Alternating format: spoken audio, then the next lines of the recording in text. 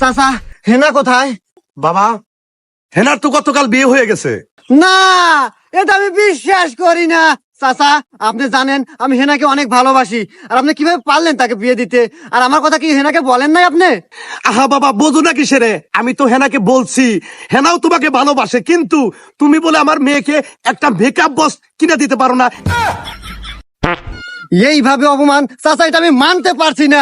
আপনি কার সাথে বিয়ে দিয়েছেন সেই জামাইয়ের নাম্বারটা আমাকে দেন, আমিও চিঙ্কু মাস্তান এটা আমি দেখে ছাড়বো। আমি হেনাকে ছিনিয়ে নিয়ে আসবো। আহা বাবা, বোঝো না কিসেরে? এও কথা আমি আমার মেয়েরে বলছিলাম যে সিংকু মাস্টারের সাথে যদি ঝামেলা করস, পরিবর্তে একটা ঝামেলা হবো। ওর স্বামী কি বলছে জানো? কি বলছে?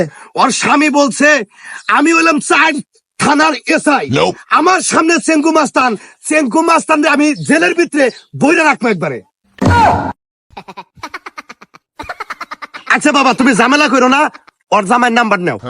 হ্যাঁ, না চাচা থাক গিয়া, নাম্বারটা আমার লাগবে না, আমি দিয়ে ছাড়বো, সমস্যা নাই। নাম্বার ইয়ে চাই।